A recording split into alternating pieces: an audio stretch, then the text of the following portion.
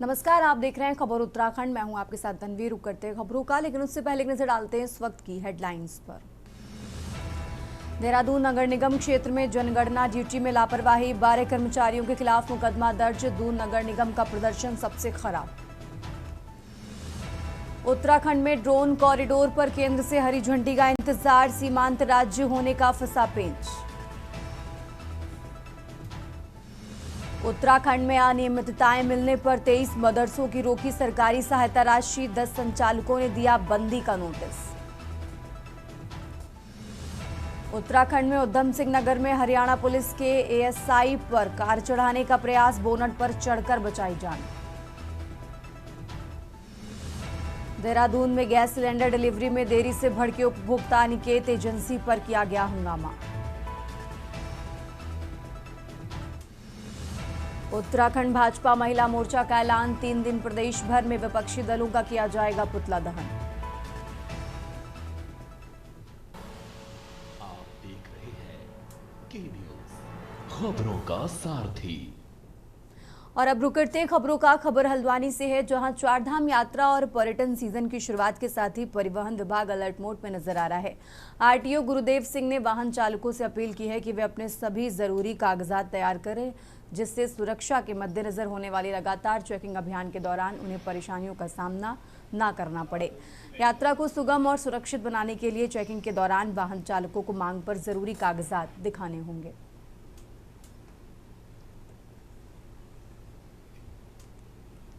तो चारधाम यात्रा और इसी समय जो पर्यटन सीजन भी स्टार्ट होता है, इसके दृष्टिगत वाहनों की फिटनेस चेक की जा रही है, वाहनों को चेक किया जा रहा है, वाहनों के प्रपत्रों और चालक के लाइसेंस को चेक किया जा रहा है और वाहन चालक जो नियम विरुद्ध संचालित हो रहे हैं, उन वाहन चालकों के विरुद्ध प्रवर्तन की कार्रवाई की जा रही है। और ऐसी स्थिति में मेरा सभी वाहन स्वामी और वाहन चालकों से अनुरोध है कि वो नियमानुसार ही वाहन संचालित करें, यातायात नियमों का पालन करते हुए, सड़क सुरक्षा संबंधी मानकों को दृष्टिगत रखते हुए वाहन संचालित करें।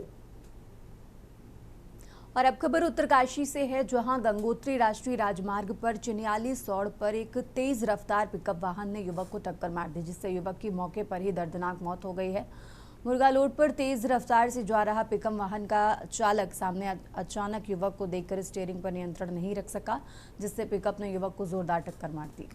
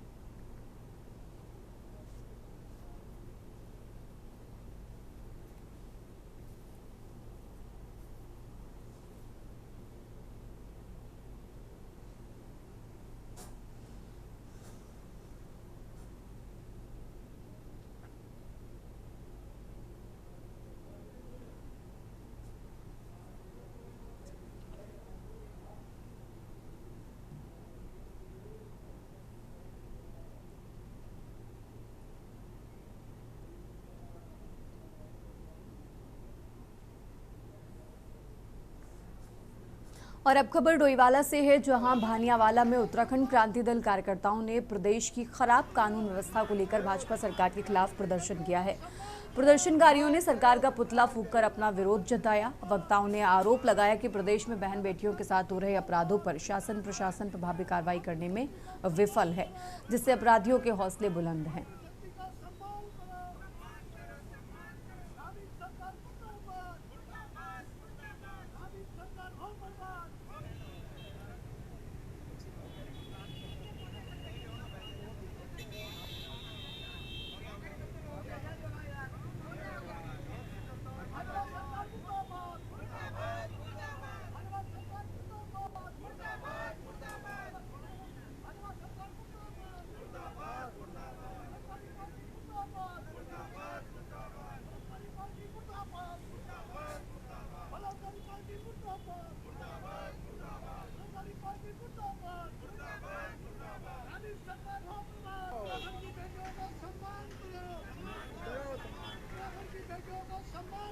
सम्मान करो, सम्मान करो।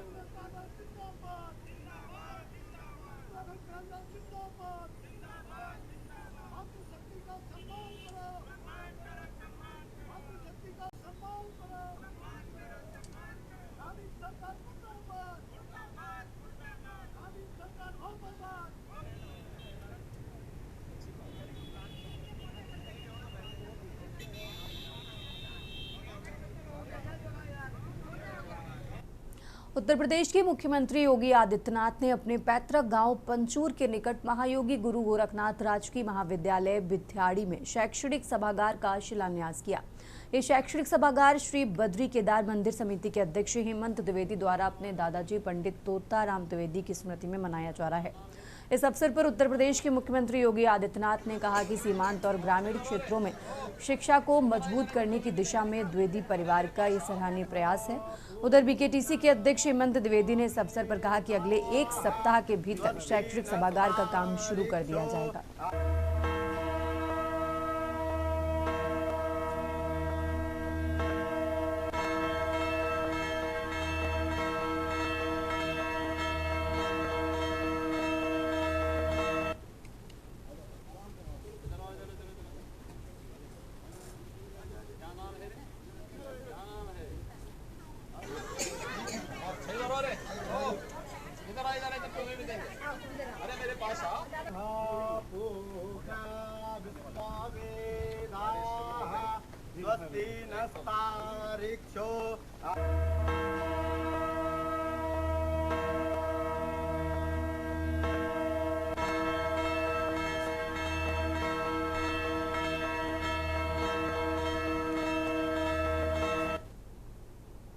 और अब खबर हल्द्वानी से है, जहां मुखानी क्षेत्र में बंद घरों को निशाना बनाकर लाखों के सोने चांदी के आभूषण चोरी करने वाले 3 शातिर चोरों को नैनीताल पुलिस ने गिरफ्तार करने में कामयाबी हासिल की है। खास बात यह है कि आरोपी सपेरा बनकर इलाके में घूमते हुए बंद घरों की रेकी करने के बाद चोरी की वारदात को अंजाम देते थे। पुलिस ने आरोपियों के कब्जे से करीब 25 लाख रुपए कीमत के आभूषण और बर्तन बरामद किए हैं।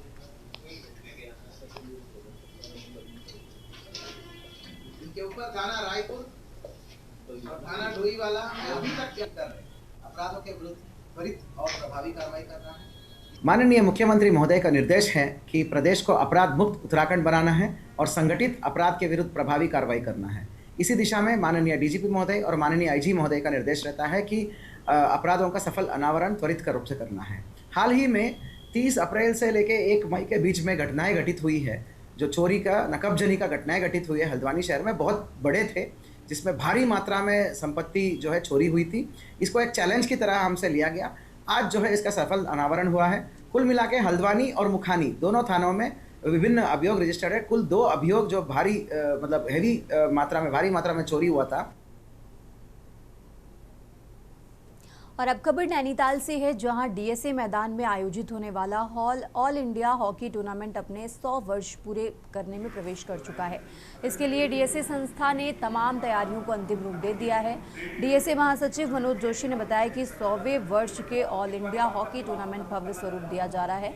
उन्होंने बताया कि 4 जून से शुरू होने वाला इस टूर्नामेंट में इस बार पंजाब, मुंबई, महाराष्ट्र व उत्तर प्रदेश सहित विभिन्न राज्यों के तकरीबन 40 टीमें प्रतिभाग करने पहुंच रही हैं।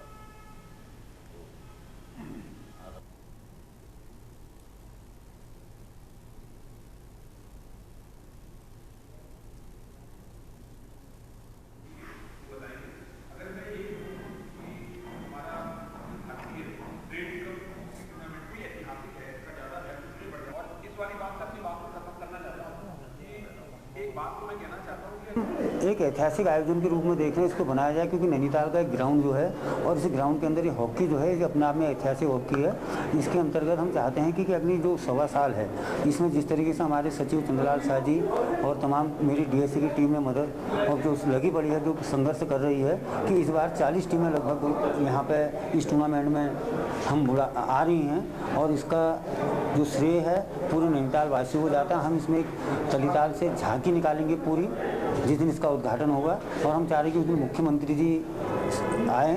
शायद हो सकता है मुख्यमंत्री जी ना आए तो समापन में जरूर आए।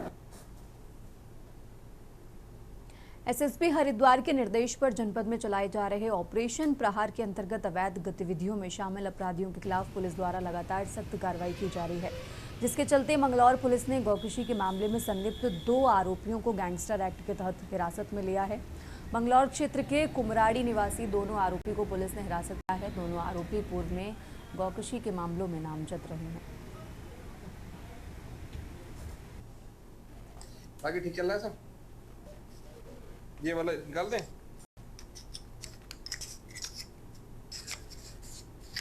मैं बात करूँगा आपसे एक दिन आके।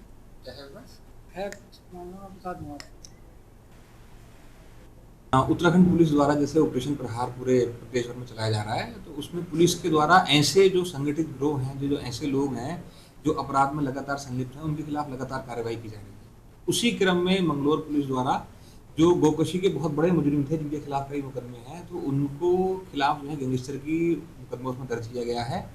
कल ही उनकी दोनों की गिरफ्तारी कर ली गई है। इसमें 2 मुजरिम जो सोनू और अनीस हैं, जो कुमराड़ी के रहने वाले हैं, तो गिरफ्तारी करके उनको जो है रिमांड उनकी ली जा रही है। तो साथ में उनकी संपत्ति का भी पता लगाया जा रहा है कि जो उन्होंने अवैध संपत्ति, चल अचल संपत्ति उन्होंने जो है अर्जित की है, तो उसकी भी जब्ती करने की कार्यवाही सरकार द्वारा की जाएगी।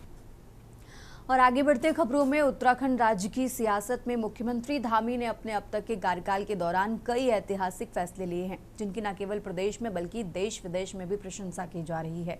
प्रदेश की स्वास्थ्य, रोजगार, कनेक्टिविटी, जल जीवन और शिक्षा जैसे सभी क्षेत्रों में काम कर रहे मुख्यमंत्री धामी ने विकसित उत्तराखंड के लक्ष्य के साथ 4 साल बेमिसाल के रूप में अपने कार्यकाल को चिन्हित किया है। वहीं जहां एक ओर धामी सरकार की 4 साल से ज्यादा कार्यकाल का समय बीतता जा रहा है, तो दूसरी ओर मुख्यमंत्री धामी द्वारा ऐतिहासिक फैसले लेने का सिलसिला भी लगातार जारी है। ये रिपोर्ट देखिए। मुख्यमंत्री पुष्कर सिंह धामी के नेतृत्व में उत्तराखंड सरकार ने एक और ऐतिहासिक निर्णय लिया। स्वास्थ्य, रोजगार, कनेक्टिविटी, जल, शिक्षा और जीवन के हर क्षेत्र में 4 साल बेमिसाल का लक्ष्य लेकर चल रही धामी सरकार अब मदरसों की शिक्षा व्यवस्था में बड़ा बदलाव करने जा रही है। मुख्यमंत्री धामी के निर्देश पर उत्तराखंड सरकार ने उत्तराखंड मदरसा बोर्ड को भंग कर दिया है। इसकी जगह उत्तराखंड अल्पसंख्यक एजुकेशन बोर्ड का गठन किया गया। नया बोर्ड इस वर्ष जुलाई माह से काम करना शुरू कर देगा। वहीं विपक्ष इस विषय पर अपनी नाराजगी जाहिर करता दिखाई दे रहा है। विपक्ष का मानना है कि आरएसएस के दबाव में मुस्लिम विरोधी फैसले लेकर योगी आदित्यनाथ से आगे निकलने की होड़ में अब मदरसा बोर्ड भंग करने का निर्णय लिया गया। साथ ही विपक्ष का आरोप है कि उत्तराखंड की भाजपा सरकार के मदरसा बोर्ड भंग करने के निर्णय पर प्रदेश की जनता का मुख्य मुद्दों महंगाई, रसोई गैस की किल्लत, महिलाओं पर लगातार बढ़ रही हिंसा व अपराध, अवैध उत्खनन, आबकारी घोटाला, स्मार्ट सिटी घोटाला, नकल और पेपर लीक तथा चरम पर ध्रुवीकरण में पूरी ताकत लगाए हुए हैं। पेपर लीक तथा चरम पर बेरोजगारी जैसे ज्वलन मुद्दों पर जनता को जवाब नहीं दे पा रहे हैं, इसलिए धार्मिक ध्रुवीकरण में पूरी ताकत लगाए हुए हैं और अब मदरसा बोर्ड भंग करने का ऐलान किया जा रहा है। तो वहीं सत्ता पक्ष विपक्ष के इस विरोध को राजनीति करने का आरोप लगाते हुए विपक्ष का विशेष वर्ग के लिए प्रेमी और संवेदनशील बताती नजर आ रही है। शिक्षा का अधिकार मिले, हमने राज्य में एक और ऐतिहासिक निर्णय लेते हुए मदरसा बोर्ड जो यहां पर कई वर्षों से संचालित था, मदरसा बोर्ड को भंग करने का भी निर्णय लिया है। इस बार के 2026 जुलाई से राज्य के अंदर जितने भी इस प्रकार के मदरसे हमारे यहां संचालित होते हैं, उन मदरसों में अब जो उत्तराखंड शिक्षा बोर्ड के द्वारा निर्धारित पाठ्यक्रम है, उसी पाठ्यक्रम को पढ़ाया जाएगा। अन्यथा जिन मदरसों में नहीं पढ़ाया जाएगा वो मदरसों को बंद कर। देखिए, हमारे मदरसों को मदरसा बोर्ड को समकक्षता हासिल है और मदरसा बोर्ड एक तरह से यानी समकक्षता विहीन था। उनके प्रमाण पत्रों की कोई वैल्यू नहीं, कागज के टुकड़े थे। आज माननीय मुख्यमंत्री ने इतना बड़ा ये निर्णय लिया है कि उन्हें राज्य बोर्ड के सिलेबस से रिलेटेड करके उन्हें सीधा वो प्रमाण पत्र मिलेगा जो अन्य पाठशालाओं में पढ़ने वाले बच्चों को मिलता है। ये तो एक बहुत बड़ा कदम, क्रांतिकारी कदम है और इसे मैं माइनॉरिटीज के तमाम लोगों से कहना चाहूंगा कि ये जो प्राधिकरण आया है, कई बार बोल चुका हूँ, कई बार इस पर हमने अपना नजरिया रख दिया है। मैं ये समझता हूँ कि सरकार को हस्तक्षेप उन क्षेत्रों में करना चाहिए जहां आवश्यकता हो। सरकार को बताना चाहिए कि इसमें हस्तक्षेप करने के बाद वो किस तरह से जिन बच्चों को इन जगहों पर तालीमें मिलती हैं उनको कैसे और बेहतर तालीमें दे सकते हैं, इस पर सरकार को कहना चाहिए। मैं ये समझता हूँ कि सरकार ये सब काम राजनीतिक दृष्टि से कर रही है। लगता है कि इमरजेंसी बटन पर मुख्यमंत्री पुष्कर सिंह धामी ने चुनावी वर्ष में दबा दिया है बटन, और वो इसलिए क्योंकि हिंदू मुस्लिम के अलावा इनकी राजनीति का कोई आधार नहीं है। ये हारे हुए विधायक और जबरदस्ती चंपावत से जिताए गए, जहां पर इस वक्त एक गैंग रेप का मामला सामने आया जिसको दबाने की कोशिश में लगी है पूरी भारतीय जनता पार्टी, पूरा सिस्टम।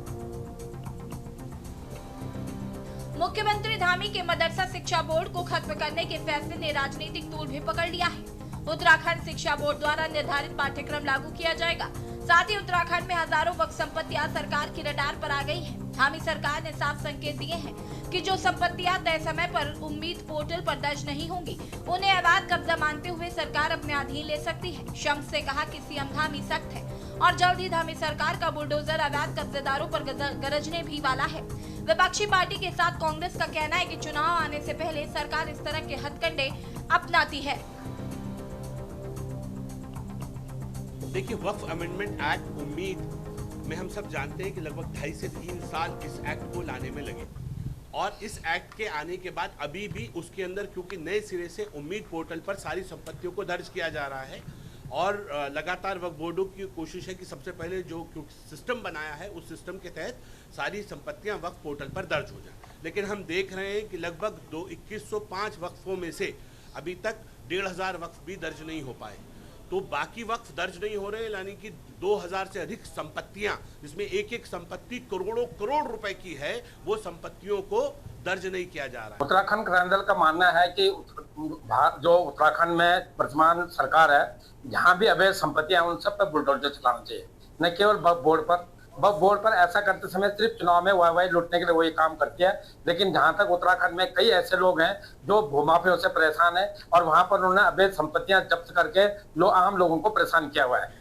बड़ी मजाक की बात भारतीय जनता पार्टी की सरकार में होती है कि एक तरफ तो आपने कहा मदरसा बोर्ड हमने भंग कर दिया, माइनॉरिटी इंस्टीट्यूशंस जो एक्ट बोर्ड है वो हम लेके आ गए हैं, उस बोर्ड के तहत जितने रजिस्टर्ड जो वैध मदरसा हैं उनमें उत्तराखंड बोर्ड के हिसाब से पढ़ाई होगी। बिल्कुल कराइए, लेकिन आप कह रहे हैं क्वालिटी एजुकेशन प्रोवाइड करेंगे, टेक्नोलॉजी नो हाउ जो उनको बताएंगे, टेक्नोलॉजी से जोड़ने का कार्य करेंगे। अरे भैया, जो आपके खुद के सरकारी स्कूल हैं उनकी स्थिति पर भी थोड़ा ध्यान दे दीजिए। जो अब तक आप चला रहे थे, मदरसा बोर्ड नहीं चला रहा था, उनकी स्थिति क्या है? वहां पर उन कॉपी किताबें जो आप बच्चों को फ्री में देने का कार्य करते हैं जैसा सरकार कह रही है, वो रद्दी की दुकानों पे पड़े नजर आ रहे हैं। देखिए, कांग्रेस का स्वभाव बन गया है, वो किसी भी रिफॉर्म को उस पर सहमति नहीं देते हैं, किसी रिफॉर्म को स्वीकारते नहीं है। उनका काम है सिर्फ तुष्टीकरण के लिए हर उस कदम का विरोध करना जो सही दिशा में जा रहा हो। अब मदरसा बोर्ड हमने समाप्त किया है, जहाँ बच्चों के साथ में जास्तियाँ हो रही थी, आपने तमाम देखा कि किस तरह के उत्पीड़न के मामले सामने आए, सही दिशा में उनकी शिक्षा को नहीं ले जाया जा रहा था, जिसके कारण आने वाला समय उनके भविष्य के लिए उचित नहीं था। आज हमने इसको मदरसा बोर्ड को समाप्त करके और जो हमने इसमें परिवर्तन किया है, उत्तराखंड मदरसा शिक्षा बोर्ड का अस्तित्व इस साल ही समाप्त हो जाएगा। हालांकि सरकार ने यह भी स्पष्ट किया कि राज्य सरकार का मकसद उत्तराखंड में अल्पसंख्यकों को अत्यधिक और स्मार्ट शिक्षा से जोड़ना है, फिर चाहे वो मुस्लिम हो या अन्य समुदाय के लोग हो। इस अधिनियम के बनते ही उत्तराखंड अन्य राज्यों से अलग अधिनियम बनाने वाला पहला राज्य भी बन जाएगा। इस विधेयक को बीते 17 अगस्त में कैबिनेट में लाया गया था। बैठक में इस विधेयक का बाकायदा चर्चा हुई और उसके बाद कैबिनेट ने इस पर अपनी मुहर भी लगा दी। इस स्वीकृति और विधानसभा में पास होने के बाद अल्पसंख्यक समुदाय के शैक्षिक संस्थानों को एक ही जगह पर लाया जाएगा। अब तक उत्तराखंड में मदरसा शिक्षा बोर्ड अधिनियम 2016 और उत्तराखंड गैर सरकारी अरबी व फारसी मदरसा अधिनियम 2019 लागू है, लेकिन इस विधेयक के पास होने के बाद ये सभी नए अधिनियम के साथ शामिल हो जाएंगे, जो कि इस साल 2026 जुलाई से लागू हो जाएगा। इसके बाद उत्तराखंड शिक्षा बोर्ड में जो पाठ्यक्रम पहले से चल रहे हैं वो मदरसों में पढ़ाया जाएगा, अन्यथा अब जो नहीं पढ़ाएगा उन मदरसों को सरकार बंद कर देगी। अब देखना होगा धामी का ये निर्णय शिक्षा के क्षेत्र में आम जनता को कितना लाभ पहुंचाता है या इस पर भी राजनीति देखने को मिलेगी। Uttarakhand tax report. और आगे बढ़ते खबरों में लेफ्टिनेंट जनरल NS राजा सुब्रमणी को भारत का अगला चीफ ऑफ डिफेंस स्टाफ नियुक्त किया गया है। वे 30 मई को जनरल अनिल चौहान की सेवानिवृत्ति के बाद पदभार ग्रहण करेंगे। राजा सुब्रमणी ने भारतीय सेना में 37 से ज्यादा सालों के करियर के दौरान 14 दिसंबर 1985 को गढ़वाल राइफल्स में कमीशन प्राप्त किया था। 1 जुलाई 2024 से 31 जुलाई 2025 तक सेना के उप सेना प्रमुख भी रहे हैं। वर्तमान में वो राष्ट्रीय सुरक्षा परिषद सचिवालय में सैन्य सलाहकार के रूप में कार्यरत थे।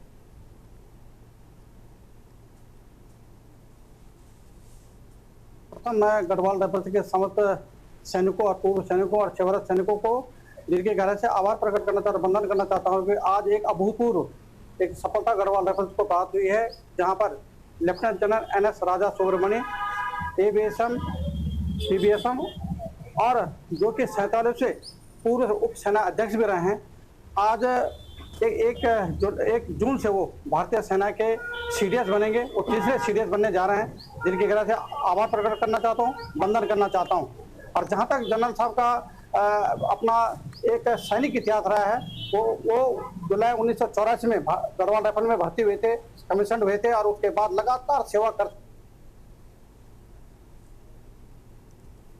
और अब खबर कालाढूंगी से है, जहां विधानसभा क्षेत्र के चकलोवा स्थित रामनगर हल्द्वानी मार्ग पर बीते दिसंबर माह में शुरू हुआ पुल का निर्माण पूरा न होने से लोगों को आवागमन में परेशानियों का सामना करना पड़ रहा है। ग्रामीणों ने PWD विभाग के ठेकेदार द्वारा काफी धीमी गति से निर्माण कराने को लेकर नाराजगी जताई है। उन्होंने कहा कि मार्ग पर लगातार भारी वाहनों का आवागमन जारी रहता है। इसके बावजूद खोदकर छोड़ी गई सड़क न बनने से आवागमन में परेशानियों का सामना करना पड़ रहा है। का निर्माण बहुत धीरे चल रहा है।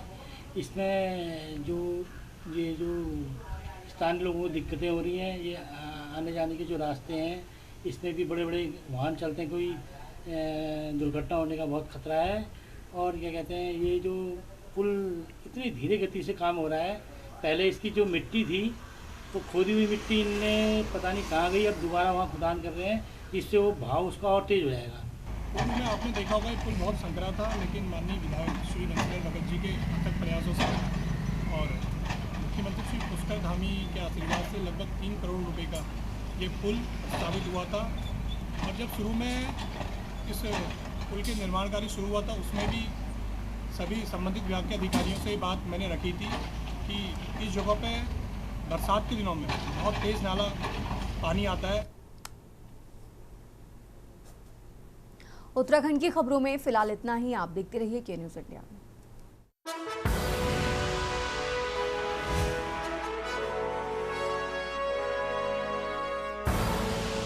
आप देख रहे हैं के न्यूज़, खबरों का